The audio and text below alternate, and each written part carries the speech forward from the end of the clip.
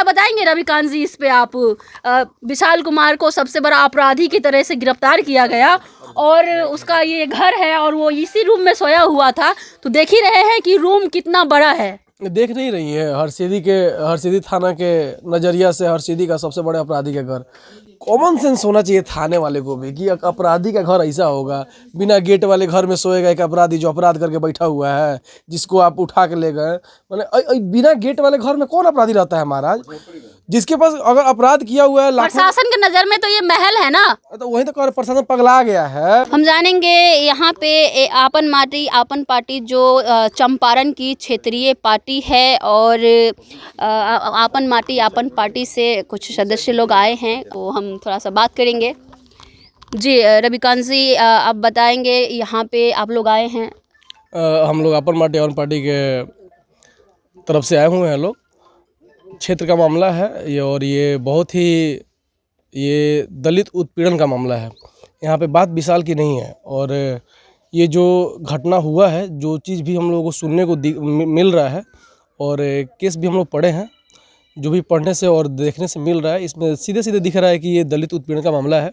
इसमें विशाल जी को टॉर्चर किया जा रहा है। उनको ओवरऑल कहा जाए तो आपराधिक गतिविधियों की तरफ बढ़ाया जा रहा है कि वो अपराधी बन जाए।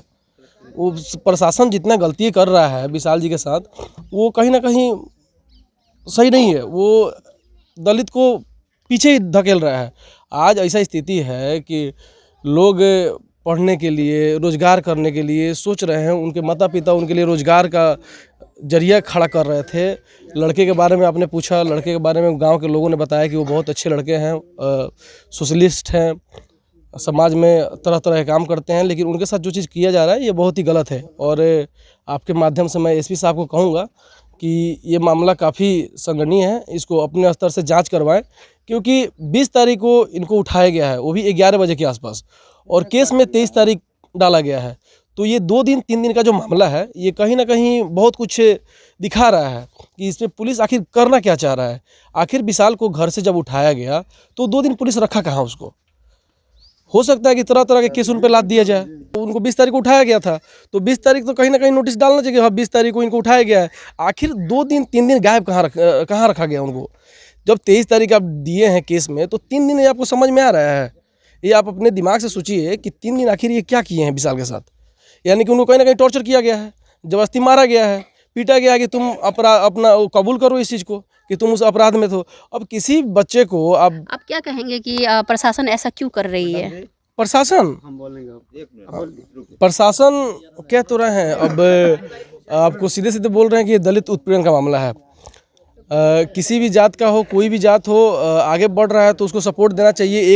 एक जात बढ़ेगा, 2 जात बढ़ेगा, सब जात बढ़ेंगे तभी हर किसी का विकास होगा। लेकिन यहाँ पे दिख रहा है कि जैसे कि उनके गाड़ी के लिए बात सुनने को मिल रहा है कि तुम इतने बड़े बड़े गाड़ी पे घूमते हो, उसके लिए भी गाली गलौज, उसके लिए पीटा पिटी। तो ये कहीं से भी चीज़ सही है नहीं। और आप जो कह रही हैं कि 10 तारीख के मामला में अगर वो थे, तो प्रशासन बताए कि आखिर वो 3 दिन पहले रखा कहाँ है उनको। 10 तारीख के मामला में अगर थे तो हम लोग खुद कोऑपरेट करेंगे। अगर वो विशाल गलत है तो हम कहेंगे कि उनको सज़ा कर दीजिए आप, हम लोग खुद सपोर्ट करेंगे कि आप सज़ा कीजिए। लेकिन अगर गलत नहीं है तो फिर प्रशासन जवाब क्या देगा? आप अपने पार्टी के तरफ से एसपी साहब से, पुलिस अधीक्षक महोदय से कुछ कहना चाहें उनको? हाँ, हम एक एसपी साहब को एक ही बात बोलेंगे कि आप अपने स्तर से इसका जांच करवाइए, और अगर विशाल सच में दोषी है तो आप उसको सज़ा दीजिए, हम लोग सपोर्ट करेंगे। अगर विशाल दोषी नहीं है तो जितने भी अधिकारी इस मामले में हैं उन लोगों पे आप कार्रवाई कीजिए और इसका जांच होना चाहिए। मेरा नाम रविकांत राम हुआ, हम भी चमार जाति से ही आते हैं, और मेरा घर यहाँ से 2-4 किलोमीटर जगापड़ पंचायत में पड़ता है, और इसी विधानसभा से हम हैं। आपन माटी आपन पार्टी के संस्थापक राष्ट्रीय अध्यक्ष हैं, इनसे भी हम थोड़ा जानेंगे। ये आए हैं, पार्टी की तरफ से आए हैं, अब ये सहानुभूति के लिए आए हैं कि अपना परिवार समझ के आए हैं, इनसे हम बात करेंगे। पहले से हो सकता है कि विशाल किस आपराधी मामला में हो? देखिए, हमारा संविधान की व्यवस्था जो है यह कहती है कि 99 दोषी छूट जाए परंतु एक निर्दोष पकड़ा नहीं जाए। एक निर्दोष पे अगर कार्रवाई हो जाएगी तो फिर प्रशासन की व्यवस्था और कानून की विश्वसनीयता समाप्त हो जाएगी। अभी जो हरसिद्धि पुलिस ने किया है यह ऐसा ही किया है कि सीधे सीधे तौर पे लग रहा है कि यह जो है दलित उत्पीड़न का मामला है। दलित समझ के, कमज़ोर समझ के, गरीब समझ करके उत्पीड़न किया है हरसिद्धि पुलिस ने। मैं इस बात को इसलिए कह रहा हूँ कि पुलिस की रवैया जो है प्राथमिकी में सीधी सीधी झलक रही है कि झूठ पे खड़ी की गई कहानी है। कहीं घटना घटती है 10 तारीख में, पुलिस 10 दिन जांच करती है और अपराधी अपराध करके 10 दिन तक घर में सोया हुआ है और पुलिस सीधे आकर घर में उठा लेगी। अरे कोई अपराध करता है तो महीनों के लिए भाग जाता है। वह लड़का घर में है अपने, और पुलिस कह रही है कि मैं 20 तारीख को रात्रि में उठाता हूँ, 2 बजे हरसिद्धि से चलता हूँ और 2:30 बजे पहुँचता हूँ और उठाता हूँ। और किसी के घर में घुसने के लिए सुप्रीम कोर्ट का गाइडलाइन है कि महिला पुलिस नहीं है तो 10 बजे रात्रि के बाद आप नहीं जा सकते हैं।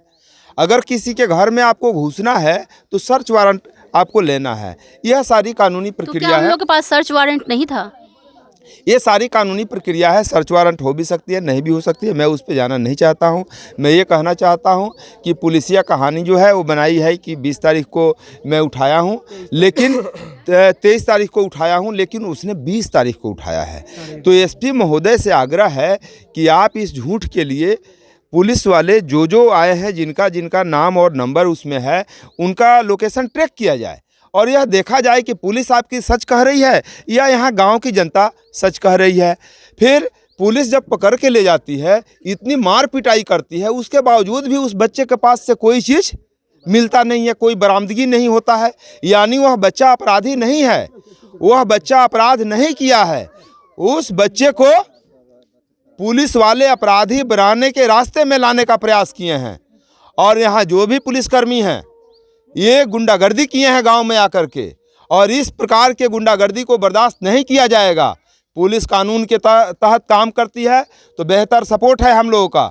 अगर पुलिस दलितों का उत्पीड़न करेगी और प्रदेशों के तरह तो हम लोग इसको बर्दाश्त नहीं करेंगे। हम लोग इसको लेकर के ग्रामीणों के साथ सड़क पर बैठेंगे और विशाल निर्दोष है तो हम लोग निर्दोष साबित करने के लिए आग्रह करेंगे एसपी साहब को, डीआईजी साहब को, आईजी साहब को कि पुलिसिया नाम कमाने के चक्कर में जो पुलिसियाई की जा रही है यह गलत है, इस पे रोक लगाई जाए और इसकी पुनः जांच की जाए। आज जिस विशाल पे 107 तक का मुकदमा नहीं था, उस विशाल को इतना बड़ा गुंडा बनाने का प्रयास किया पुलिस। क्या बताएंगे रविकांत जी इस पे? आप विशाल कुमार को सबसे बड़ा अपराधी की तरह से गिरफ्तार किया गया और उसका ये घर है और वो इसी रूम में सोया हुआ था, तो देख ही रहे हैं कि रूम कितना बड़ा है। देख नहीं रही है हरसिद्धि थाना के नज़रिया से हरसिद्धि का सबसे बड़े अपराधी का घर।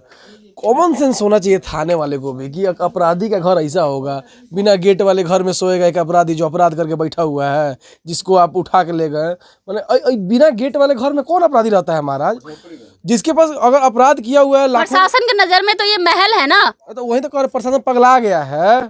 नहीं पगलाया होता तो अपराधी को ना धरता, वो पगला गया तभी तो विशाल को धर लिया। ना गेट है घर में, झोपड़ी है, बेड देख लीजिए। ऐसा अपराधी का घर होता है जो करोड़ों रुपया लाखों रुपए का अपराध अगर लूटपाट किया होगा वो कहीं ना कहीं शीश मॉल में रहेगा, इसमें तो ना रहेगा। तो होता है पुलिस वालों से गलती हुआ है, लेकिन वो लोग छुपा रहा है अपना गलती को। हम तो कहेंगे कि अब आइए माफ़ी भी मांग लीजिए, हम ही लोग माफ़ कर देंगे, जो होगा सो करवाइए, आप लोग झेलिएगा उसके बाद। ऐसे ही अपडेट के लिए और ऐसे ही तमाम खबरों के लिए बने रहे लाइव इंडिया न्यूज़ के साथ। मैं कंचन शर्मा फिर मिलती हूँ ऐसे ही तमाम खबरों के साथ।